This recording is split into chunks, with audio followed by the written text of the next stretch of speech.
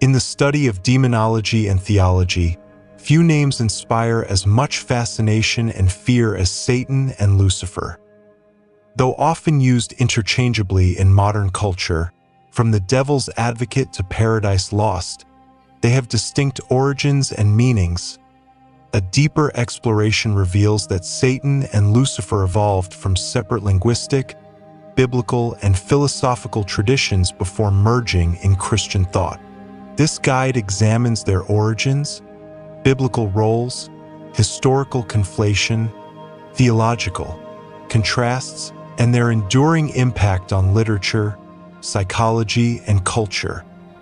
Understanding their distinctions clarifies how religious and symbolic narratives shape human perceptions of evil, pride, and rebellion.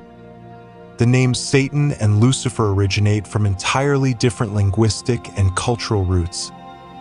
Satan. The adversary. The term Satan derives from the Hebrew a with makronen, meaning adversary or accuser. In early Jewish scripture, it was not a proper name but a title describing any opponent or prosecuting spirit. The Book of Job depicts Satan, the adversary, as a divine prosecutor testing human faith under God's authority. Only later did this adversarial role evolve into the singular, malevolent being known as the devil. Lucifer. The light-bearer. The word Lucifer originates from Latin, meaning light-bringer or morning star. It referred to the planet Venus as it rose at dawn, glowing brightly before fading in daylight. In ancient Roman and Greek astronomy, Lucifer had no demonic connotation. Its transformation began through Christian interpretation of Isaiah 14 verse 12, where a fallen morning star symbolized the downfall of the Babylonian king. Thus, while Satan embodies opposition and accusation, Lucifer symbolizes light lost through pride and rebellion. The identification of Lucifer with Satan evolved gradually across centuries of interpretation.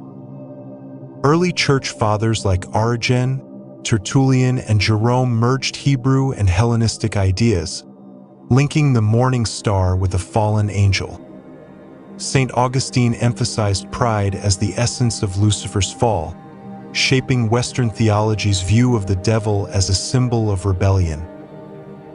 By the Middle Ages, Lucifer and Satan were frequently seen as one being with dual aspects, Lucifer representing pride before the fall and Satan the deceiver after. Medieval theologians used the dual name to explain the devil's evolution from celestial glory to infernal rule. Protestant reformers such as John Calvin and Martin Luther rejected the identification, asserting that Isaiah referred only to Babylon's king. However, literature and art, especially John Milton's Paradise Lost, 1667, cemented the unified image of Lucifer as the angelic rebel who becomes Satan in Latter-day Saint theology. Lucifer explicitly denotes the devil's premortal identity, confirming the narrative of rebellion and transformation.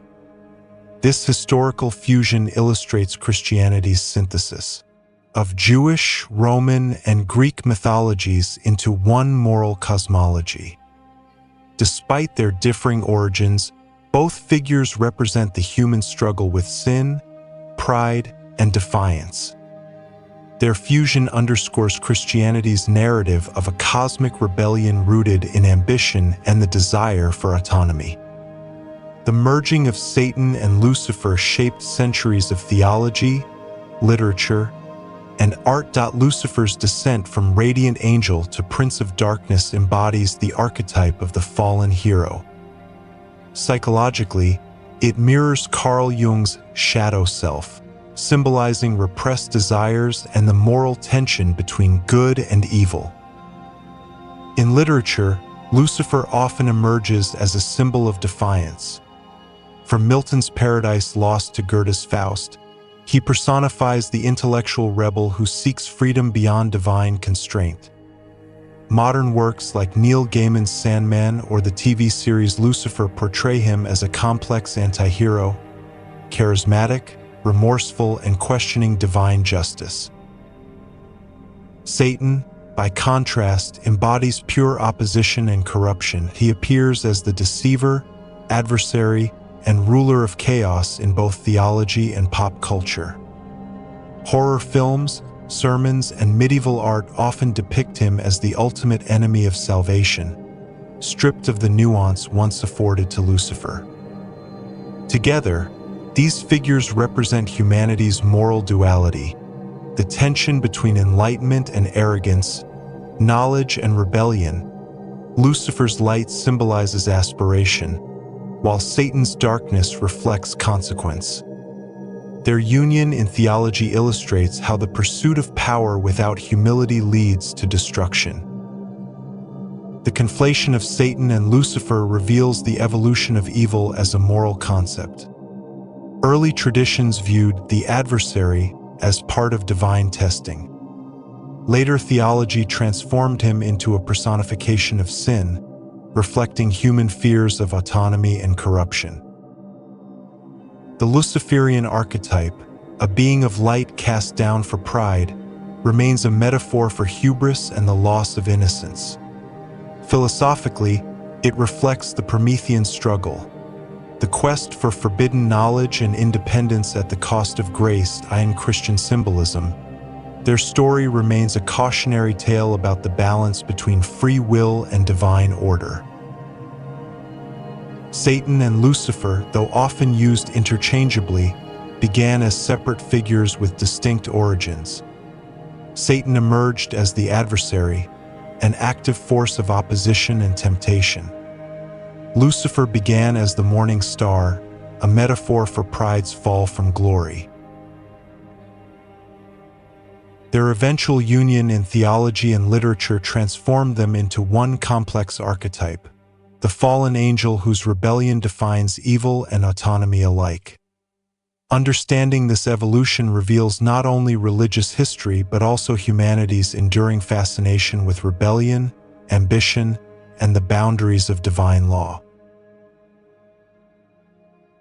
In studying Satan and Lucifer, we explore more than theology. We confront the eternal dialogue between light and darkness, humility and pride, order and freedom.